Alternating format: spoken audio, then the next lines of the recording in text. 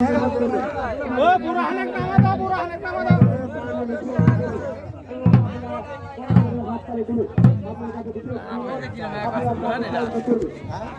অনুরোধ করব যারা নৌকা বাইচ প্রতিযোগিতা উপভোগ করার জন্য ছোট ছোট নৌকা নিয়ে আসছেন, আমি অনুরোধ করব যে আপনারা পশ্চিম প্রান্তে না থেকে পূর্ব প্রান্তে আমাদের অনেক জায়গা রয়েছে। পশ্চিম প্রান্তে ফসলি জমি রয়েছে, ফসলগুলো আমরা নষ্ট না করি, আমরা পূর্ব প্রান্তে অবস্থান নেব, সেখান থেকে আমরা আজকের এই নৌকা প্রতিযোগিতা উপভোগ করব।